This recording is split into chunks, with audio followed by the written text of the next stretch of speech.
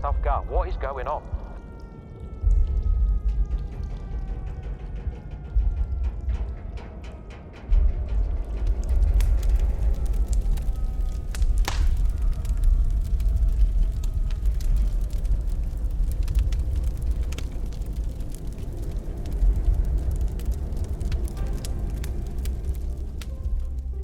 Hi, my name's Summer O'Brien and I'm the Collections Engagement Manager and Head Archivist here at Eden Camp Modern History Museum. I had no idea about the bombardment of 1914 when I was a child, or how this would go on to shape my life. You dropped 100 mines and it was a very, very effective minefield. Arguably, a lot of people said probably the most effective minefield of the First World War. Whilst the population of the UK was just waking up, the navy of the German Empire was approaching England's north-east coast at speed.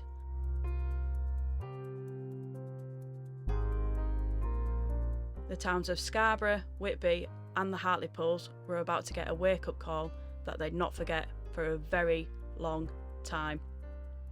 Now, what they saw was ships, large vessels, coming in at speed. It was just 9 days before Christmas, Wednesday the 16th of December 1914. The janitor or the caretaker, he was concerned about what was happening, so he took some of the younger kids that had come from further afield. He immediately took them into the basement. But thereafter, a shell crashed down on the school and completely obliterated the school hall. The German Navy was about to unleash an attack that would shake up our quiet northeast towns to the core and enrage a nation. I always used to come and sit when it was a sunny day and just kind of get a bit of inspiration, but to see this now, it's really heartwarming in a way. I want to find an answer to why the Navy failed to prevent these attacks. He's looking at this going, I need answers. Oi, Southgate, what is going on? I will learn how the Hartlepools responded to the attack and make comparisons between the three towns.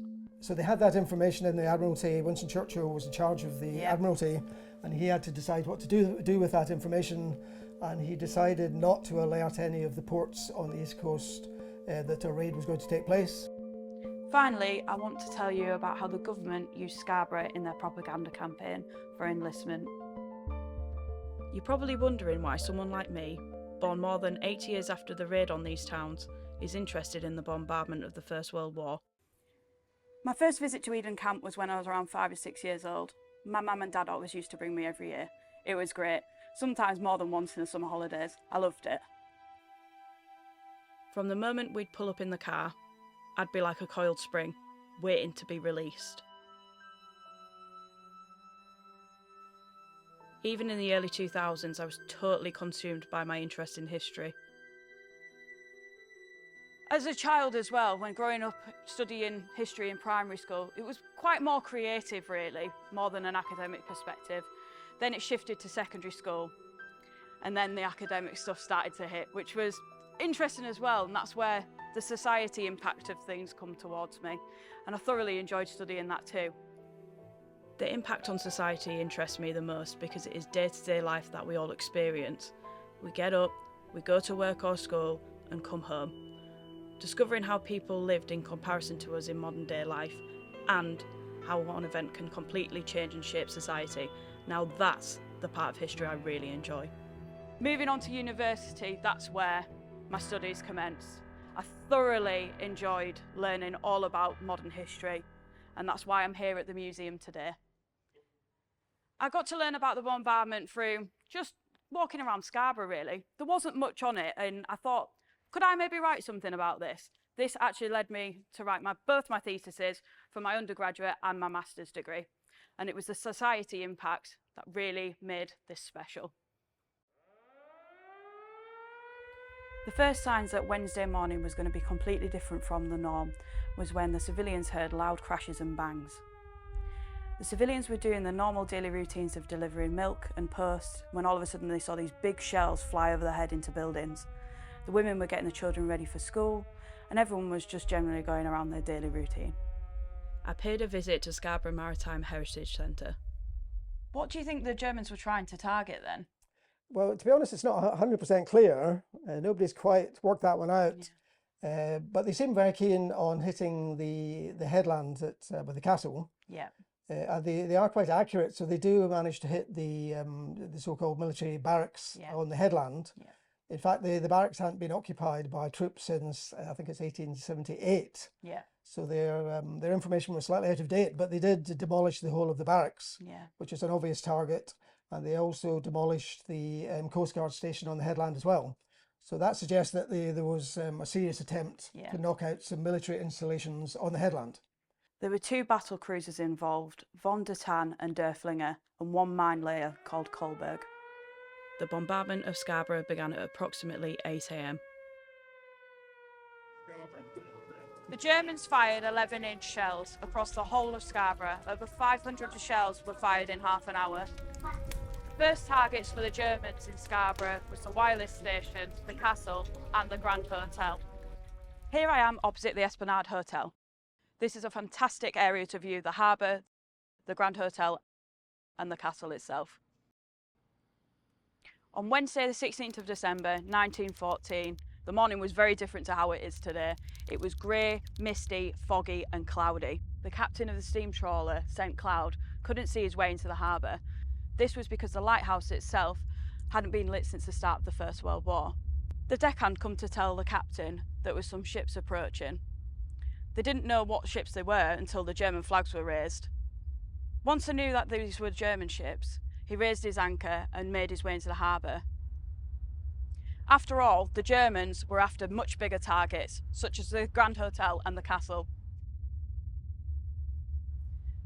There were a lot of shells fired at the castle, and this mainly landed at the old barracks.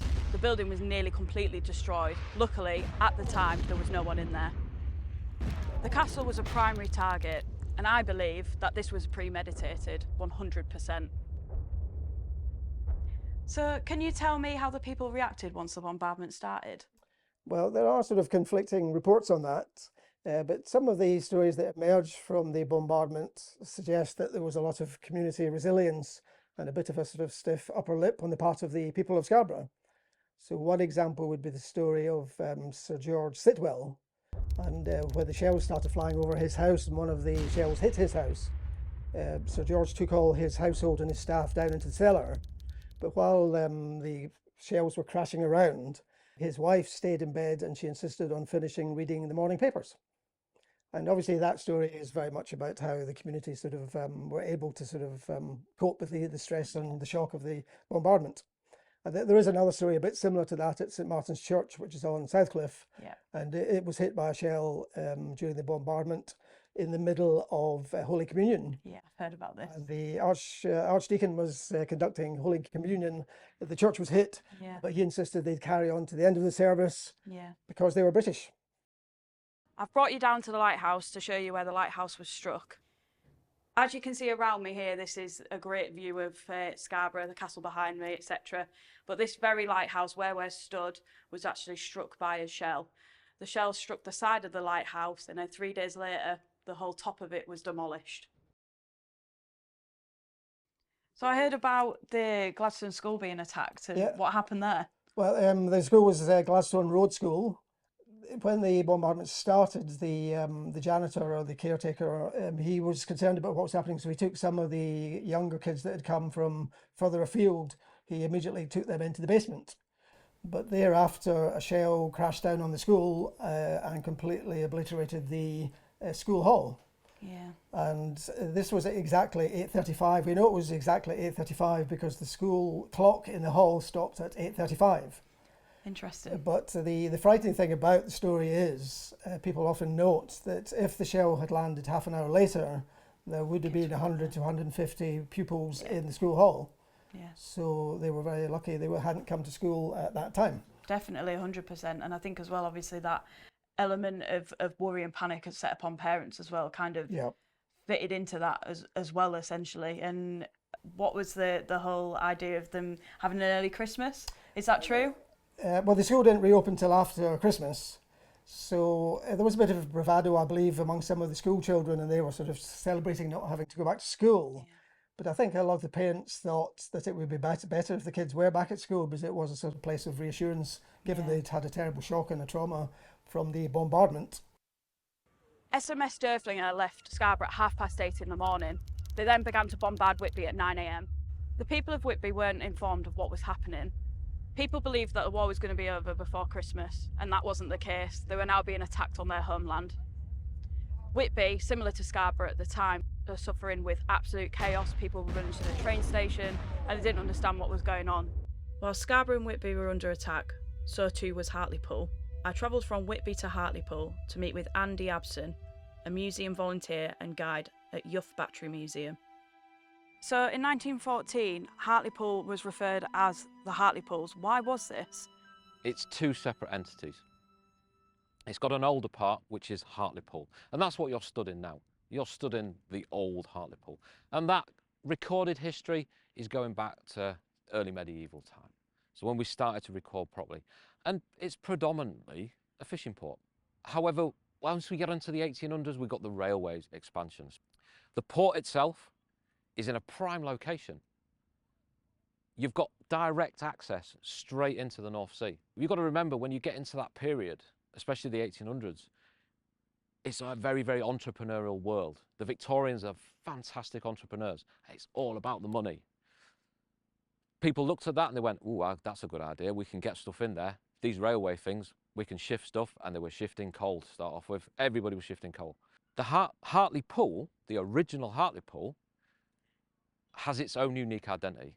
And there was no way on this planet they were letting it go. But as the town expanded, they were then municipally separated.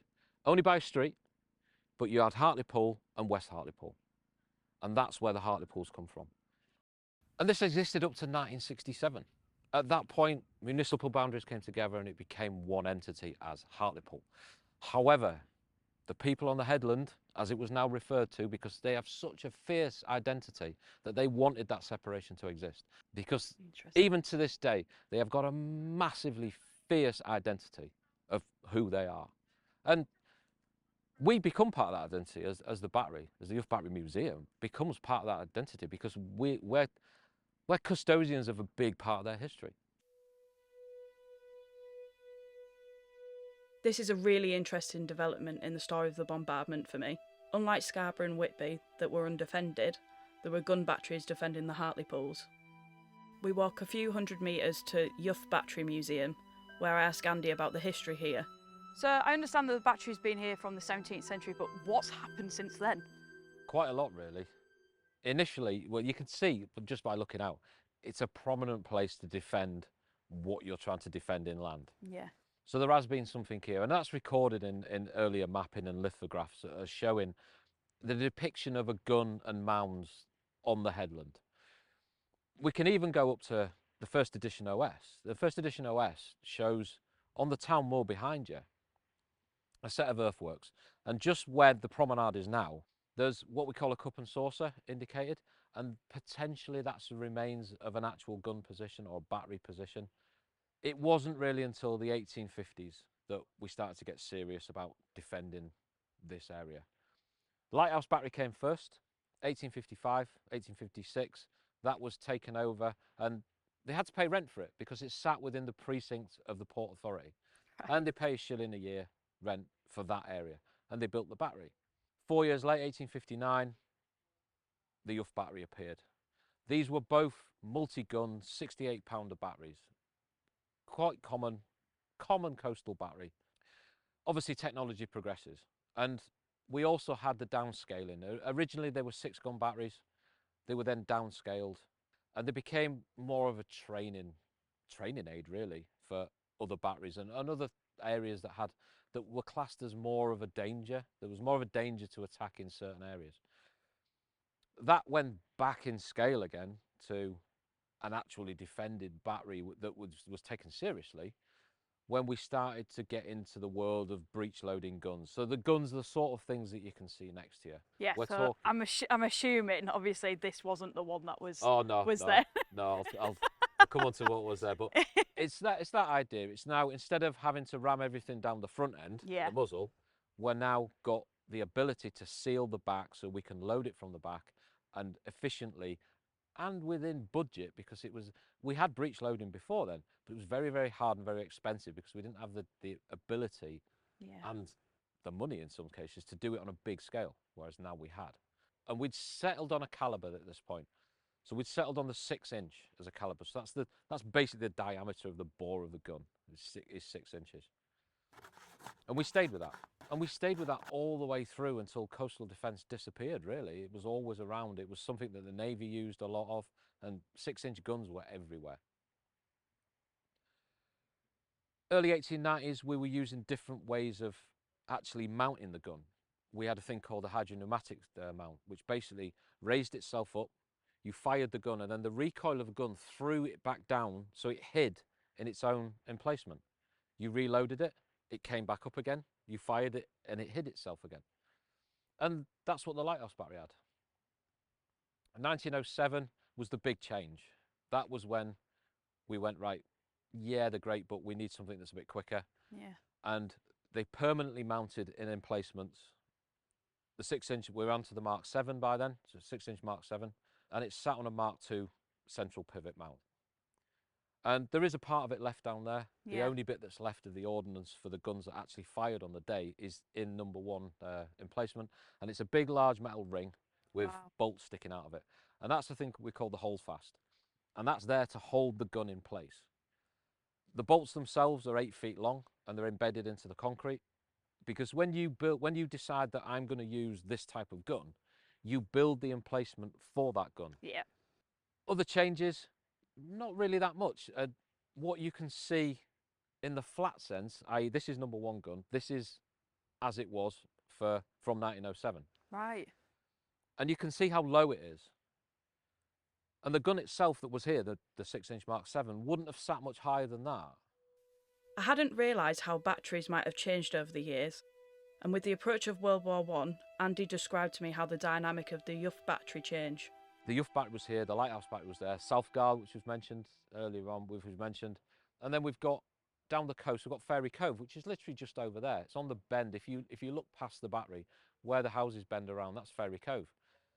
There was a gun there, that was removed, but that was where the commander of these fortresses, because they are fortresses, Yeah. he was at Fairy Cove. He decided, no, I can't control what I've got my assets from there. I'm going to move to the Youth battery. What he did then was take over what we call the battery commander's post. Now, initially, the battery's commander's post is only a small piece of concrete. It looks like a concrete basin with a pillar in the middle of it.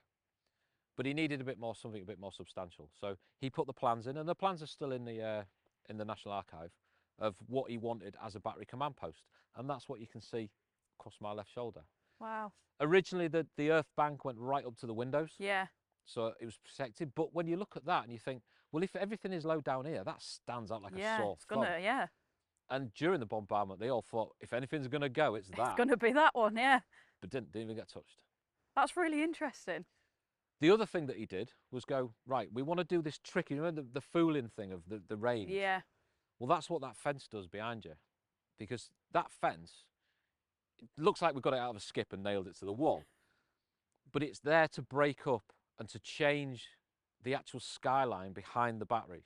So it's not just one standard. So it's not one standard, and you can't That's really look at clever. that and go, you can see St Hilda's, Yeah. but everything else is a bit of a mishmash of, well, how far's that, how far's that? That's really clever. And it hides, and it basically hides in plain sight. And it did work. It did fool the German range takers into getting their ranges wrong. I'm here at Whitby Abbey, close to where the Coast Guard station was, and it was hit by a high explosive shell. We believe that the first targets for the Germans coming to Whitby was the Coast Guard station, and then also the Abbey, which is behind us.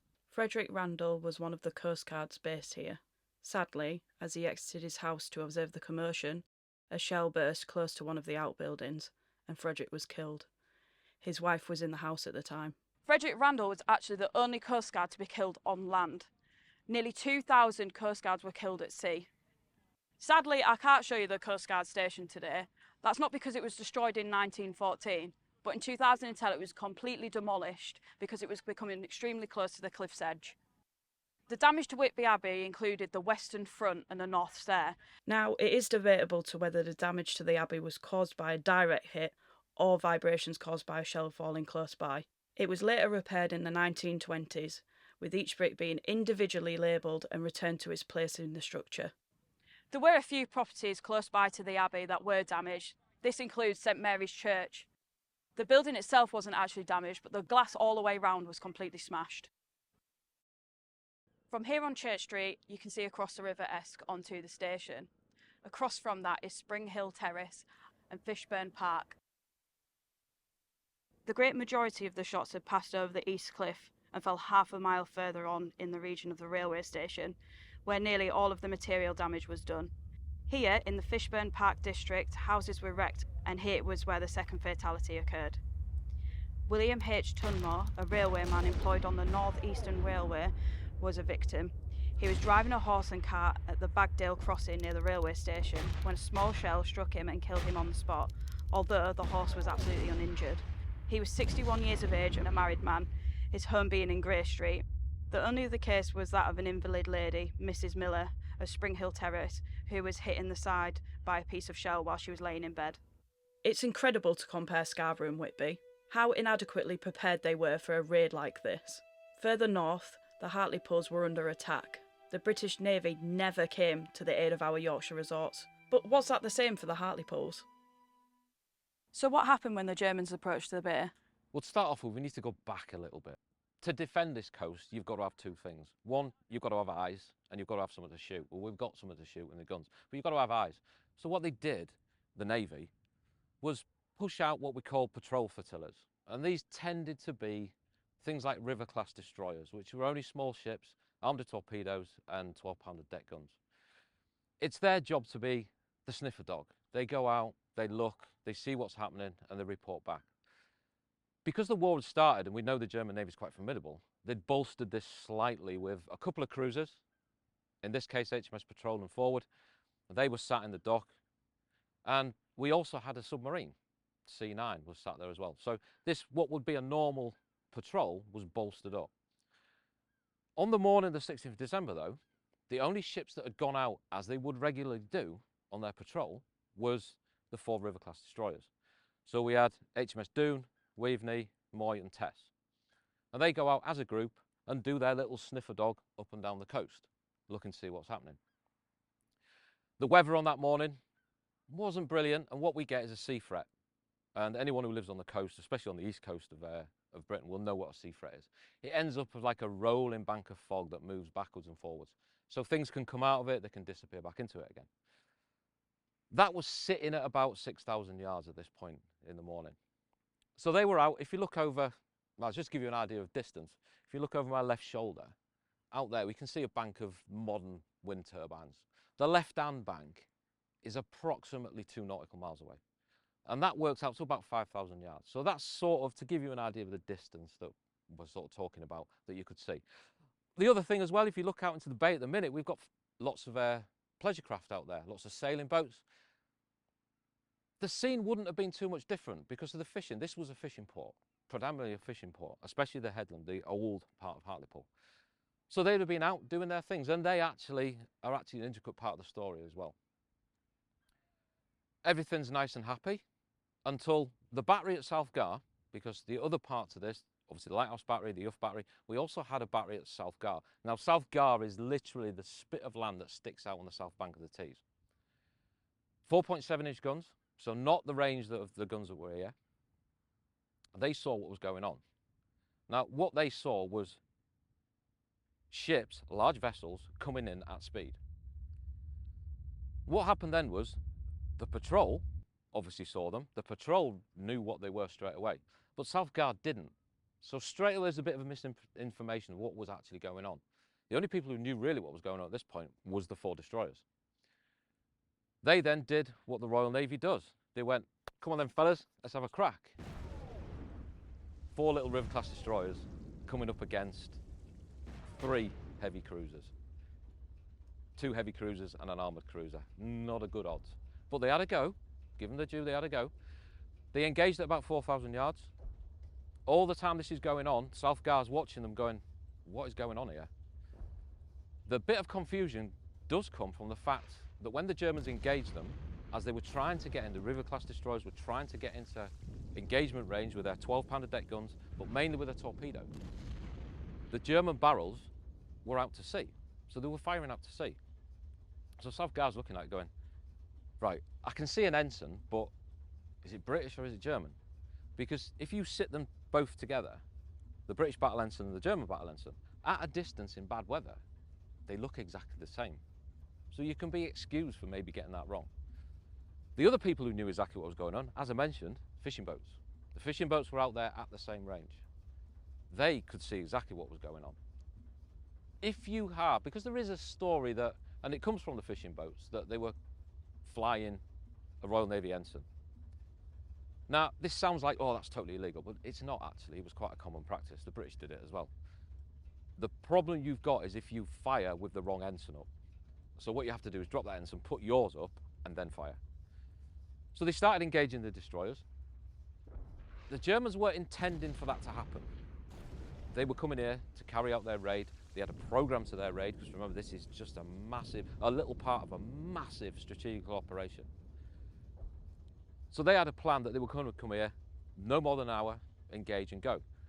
So they got a little bit of a, hang on a minute, what's going on here? Wasn't really an issue. They engaged them. They won't have used their main armament. It'll all have been engagement with 6 and 8 inch guns, their secondary armaments. They caused a lot of damage, especially to the Doom, because the Doom led the charge. He was really the flotilla commander. He led the charge. They got mullered, basically. There was only one, the Moy, who really didn't get any damage. The rest were too heavily damaged. They couldn't do anything. There is part of the story that says they did engage with torpedoes, but it's a bit woolly in the information. Even in the Admiralty information, it doesn't really clearly say that they engaged. If they did do that, they would have had to have been within 4,000 yards.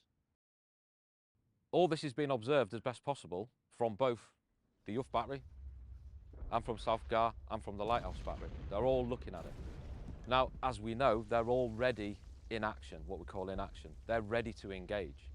They just don't know what to engage at the minute. Are these British? Are they German? And that conversation goes on. They're aimed at them, they're sat laid at them, what we call laid, so they're following.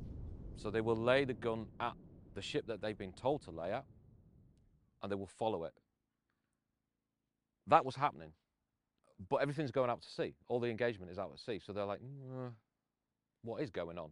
And Colonel Robson, who was the fortress commander, and was actually the commander of this section of the defence, he's looking at this going, I need answers. Oi, South Gar, what is going on? Who are these people? He has a good idea of who they are, but he needs definite confirmation. As they come out, remember this fog is moving about, not very fast, but it is moving. As they come out of it, the destroyers have turned and run, basically, because they don't want to get destroyed, because they will. They can't fight these type of ships. They come in, the barrels swing inwards, inland, and he then realises who they are, and the engagement starts. What Andy talks about here is really interesting to me. The scope of both my theses never touched on the German Navy's intentions, or, indeed, if this was part of a bigger plan. Whilst this and the attack on Scarborough was happening, another German ship, SS Kolberg, was busy too. I went to meet Dr. David Pendleton at Scarborough Sub Aqua Club to learn more. So David, what have you actually been documenting? Well, believe it or not, nobody knew exactly how many ships had been sunk in the minefield. So the first job was to work out how many ships had been sunk, and we think it's 20. And I say think because we are hunting for 5 wrecks. Even now, 15 we've got identified, and then there's 137 sailors are killed on the wrecks themselves. So were the mines laid whilst the raid on Scarborough, Hartlepool and Whitby were going on? Absolutely. So when the 2 battle cruisers were attacking Scarborough, the SMS Kolberg, which is a German light cruiser, she peels off. So the Kolberg started laying her mines off Caton Bay. She's only 300 metres from the cliffs, as that's like 3 football fields, isn't it? It's not far at all. She goes down to Grisfort Bay and then cuts out to sea. How far out did these mines extend to? Actually, not that far. On this map here, this is maps of all shipwrecks around the Scarborough area. You can actually see the line of shipwrecks, which follows exactly the course of the Kolberg. She's only a mile or 2 out, and the Kolberg went south towards Grisfort Bay, just north of Filey, and then she turned out to sea and continued to lay 100 mines until she got to the edge of the British minefield about a mile or 2 out. What was the primary strategic purpose of these mines? 2 parts. Firstly, is to stop any Royal Navy forces coming up from Harwich and Hull to interfere with the bombardment, but mainly it's all about interdicting the trade, and mostly northeastern coal coming from the northeastern coalfields in Newcastle going towards places like London, because coal was so important to the economy at that time, and across to France as well, because Paris had lost all its coal. The German invasion had cut off the French coalfields, so Paris, believe it or not, was almost entirely reliant on coal from the northeast. What kind of mines did the Germans lay? Well, these are sea mines. Everybody's in the mind's eye, they've got this idea of a spiky mine, haven't they? But what they've got is a weight. They were on a trolley and a weight, so they were pushed off the back of the ship. That weight would drop to the bottom of the sea, and then a predetermined length, depending on the depth of the sea at the point they were laid at, would come up, and it would hold the sea mine just below the surface. They were not visible to the ships. The ships wouldn't see them. That's the whole idea, and the ships would come along and then hit them. So that they were basically laid depending on the depth of the sea, and then as the tide changes, the minefield actually becomes more dangerous for shipping. So what would have been the first indication to the local population that a vessel had actually been sunk? Well, even to thinking about the people on the vessel itself, they wouldn't know the minefield's there. The first thing they know is when the ship hits the mine. The Elter water is the first ship that hits a mine, and she'd hit it late at night, but it would be you'd definitely hear it in Scarborough. But these lines they're quite close in. You know, you're talking 1 to 2 miles, so you would hear the detonations in Scarborough, definitely. And it was a very, very effective minefield. Arguably, a lot of people said probably the most effective minefield of the First World War. It is really interesting talking to David about the mines laid by the Kolberg. He suggests as many as 20 vessels could have been lost to the mines. However, only 15 wrecks have been located and identified so far. David is confident that 137 lives were lost as a result of these mines. So David, who was responsible for recovering the bodies of these sunken vessels, and how did they do it? Well, it might surprise you to know that nobody was actually. Most of the sailors went down with the ships. There was only 5 bodies recovered. 2 of those were brought into Scarborough injured and unfortunately died on land. And from all over the world, it's a surprisingly diverse story. Over what period of time did we continue to lose these boats to these mines? Well, the first ship hits the mine on the same day of the bombardment, which is December 1914, and the last ship is lost in March 1915. Whilst I've suggested that Scarborough and Whitby were undefended towns, it is interesting to note that there was a military presence here. Stuart was able to tell me a bit more. There was military barracks on Burneston Road called the Burneston Barracks, and there was genuinely troops in these barracks, and they didn't seem interested in them either, which is strange. And then most interestingly, and maybe controversially, there was a sort of naval wireless listening station on Sandybed Lane, and the jury's sort of out on that one, whether they were keen to hit the listening station or not. Some shells did fall fall short before the listening station. Some are in the general vicinity, but they don't get particularly close to the listening station. And the listening station obviously was very important because the listening station was a naval listening station, and it was listening into German wireless communication in the North Sea. Yeah. And then the information actually they were getting in the listening station was being sent down to the Admiralty in London to the famous Room 40. And in Room 40, they'd worked out how to break the German codes. Yeah. So it was a very key component in the maritime war in the North Sea. Yeah. It should have been a target, but I get the impression it probably wasn't. But some historians think it was, some think it wasn't. But they were very fortunate that it did survive, and it again continued to give information to the Admiralty about German movements. And it is the case that in this Room 40 in the Admiralty, they did know 2 days beforehand that an attack or a raid on the east coast of England was going to take place. Yeah. But you knew what was going on. Yeah. We knew something was going on. We didn't know exactly what.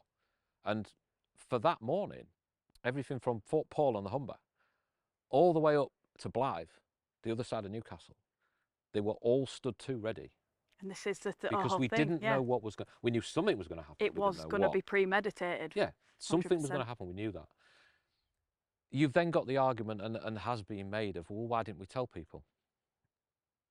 It all links into intelligence. If we start going around moving people, they will know, and they will think, oh, hang on a minute, what's our first procedure? Change the codes. Yeah. They change the codes, we lose that information that we've gathered from capturing those code books and from help from the Russians. We lose that information. And you've got to look at this from Churchill's perspective as well. He was first Lord of the Admiralty. As part of this was his responsibility. He made that decision to a certain degree of what they do with this. And I think personally that he took that with him into the Second World War. Yeah. Because he had to make the conscious decision of using ultra to protect the convoys or to keep it as a massive source of information. And he took that decision of, no, if convoys die, they die. We need to protect the information. Yeah. Ultra, during the Second World War, was the method of breaking high-level encrypted code, for which Bletchley Park became famous with the German Enigma machine. And I think he learnt a lot from this because he had to do exactly the same thing. And he even says that in some of his memoirs afterwards, that he had to make a conscious decision to let East Coast towns being attacked to save that information. There was a lot of main targets for the Germans when the raid was conducted on Scarborough, so such as the castle and the Grand Hotel, things like that. What were the main targets for Hartlepool? What they wanted was to stop the industry. They were targeting the industry. So you've got coal coming in and out, mainly out, but not so much by this point. Hartlepool was beginning to specialise. Believe it or not, there was a specialty in transporting eggs, into importing eggs. One of the main ones, though, was timber.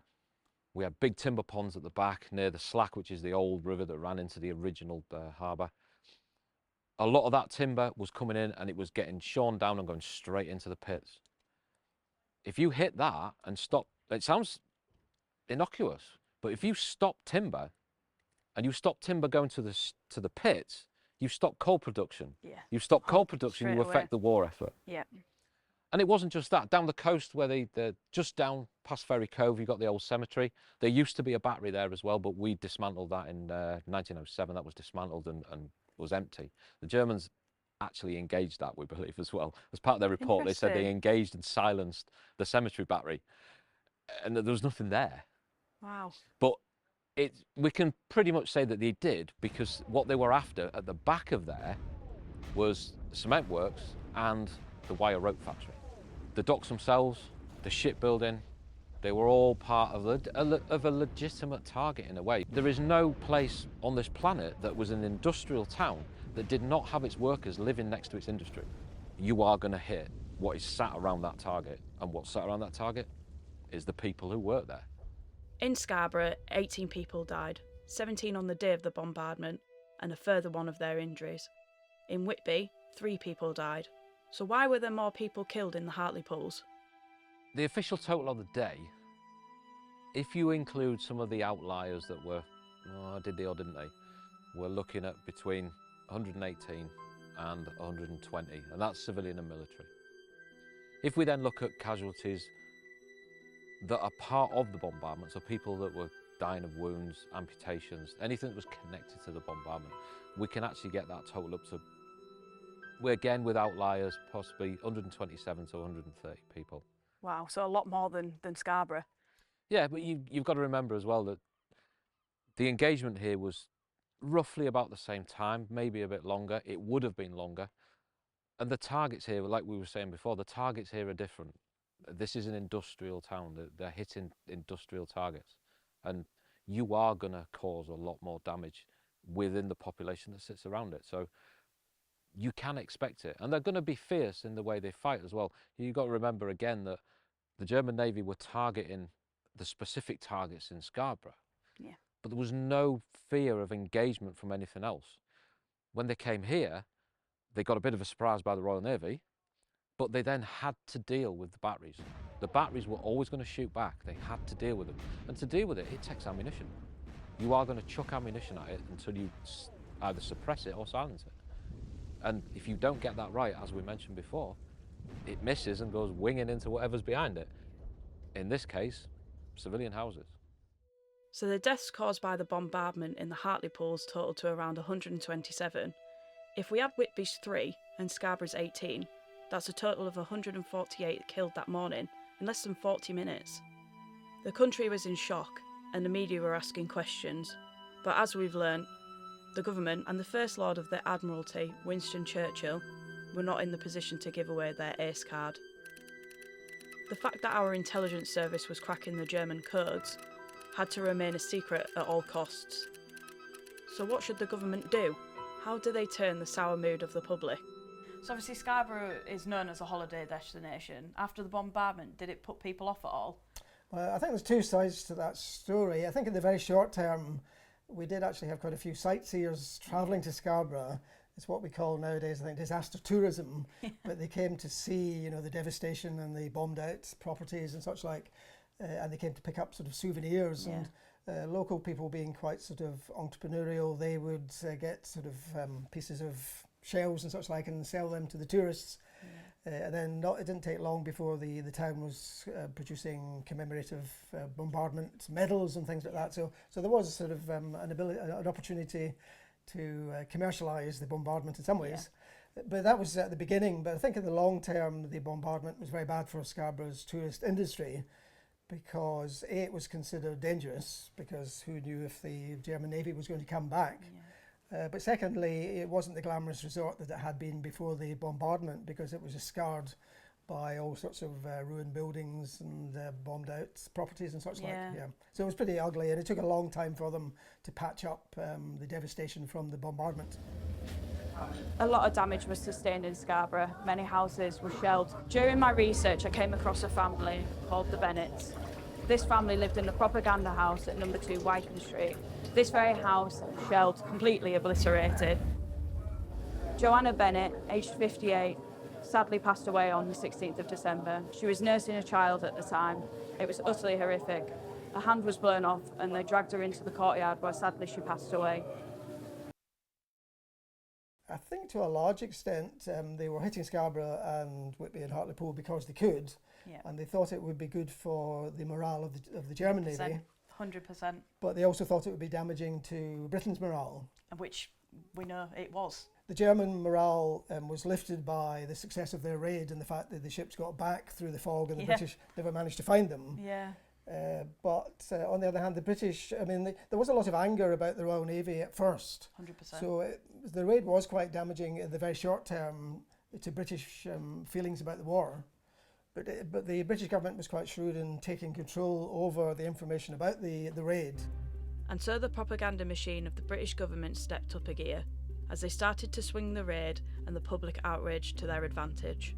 What the British government did was it insisted, first of all, that all telephones were not allowed to be used after the raid, so that people couldn't phone and tell people what had happened. What was going on. And also telegrams were censored and the newspapers were censored so that they couldn't write anything about the raid. And therefore what the British government was able to do was to manage the news and then to develop a narrative that it was basically these sort of inhumane German brutes had tried to attack Scarborough, but the people of Scarborough had been plucky and brave and heroic. Winston Churchill sent a letter to Scarborough, as you may well know, and it was very anti-German, obviously, and he was writing to Scarborough on behalf of the Royal Navy, and he described the Germans as baby killers. In actual fact, there was only one baby, one 14-month-old baby, but Churchill used the plural as if they'd been massacring many babies. This is where I find it interesting, because obviously the whole aspect of the baby killers, him writing to the mayor saying the baby killers of Scarborough, Hartlepool or Whitby wasn't, mentioned within that. And again, obviously because Scarborough was an undefended town, they used this to, his ability to be able to exploit that. But it's really sad that Hartlepool weren't recognised for that. When it comes to recognition that we understand in the propaganda sense and the recruiting sense, you can look at Hartlepool disappeared. But it worked in the sense of galvanising a town within a nation. Because Hartlepool was, per head of population, outstripped most cities in producing money for the war effort because of what happened here. People flocked to join up because of what happened here. The enlistment campaign had not been going so well nationally.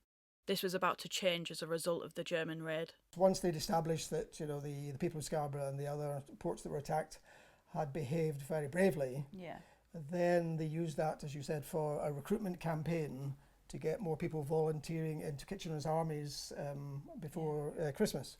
And then they used the slogan very commonly, "Remember Scarborough." They used that much more commonly than, sadly, Hartlepool or Whitby. But I think the British government realised that, you know, Scarborough was a more famous place, it was better known, more people This is what had I visited found out, Scarborough. yeah. Obviously, because it was a holiday destination. yeah, I yeah. think in a way, obviously, the Germans used that to exploit that as well. It's like, we've attacked this big holiday destination, look at us. Yeah. And obviously, Britain flipped it around and went, they've attacked a really Yeah. famous holiday destination. Yeah. You need to enlist Remember Scarborough. And I think that's really poignant, to be honest. But in the northeast, it was never forgotten, and it's never been forgotten now. No.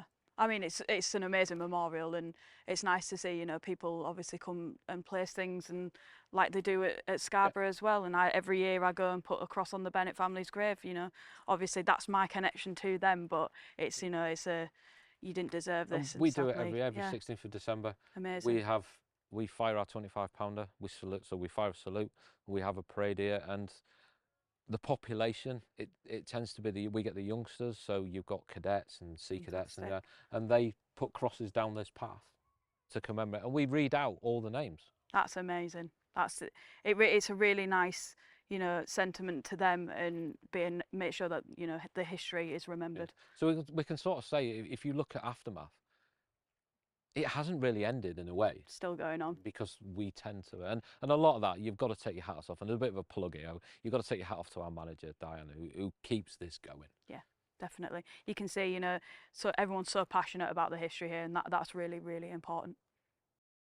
My final visit on this journey for me was back to a familiar place, Dean and Manor Road Cemetery in Scarborough, where I met with Liz, who helps tend to the site. Hi Liz. Hello. Nice to meet you. You And okay? You? Fine, thank you. So I heard you've got quite a lot to show me today. We have. We've a lot of cemetery and a lot of graves.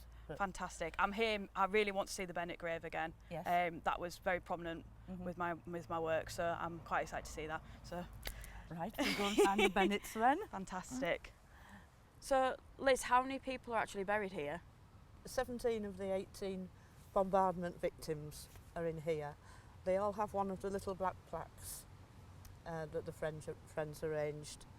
And the lady who isn't buried here, Margaret Briggs, her brother took her home to Barnsley, but we've sent one of the little plaques through to Barnsley. Oh, lovely. So that's been placed on her grave as well. So they've all got a little one. That's little black lovely. plaque. Over there, if you'd like to come over. Oh. Obviously last time I was here, this wasn't here. So the fact that I get to see this today is really special. Yeah. Really, really special. There we are. Oh, Albert has his stone. finally. It was the Bennett family and their story and how it impacted society due to the bombardment which moved me to write both my theses. The Bennett family were just an ordinary family, living in Scarborough, pretty much like mine. It is why I've been able to make this journey of further discovery, to share some of the story with you. Spent many hours sat here writing my dissertations, both of them actually. I always used to come and sit when it was a sunny day and just kind of get a bit of inspiration, but to see this now, it's really heartwarming in a way.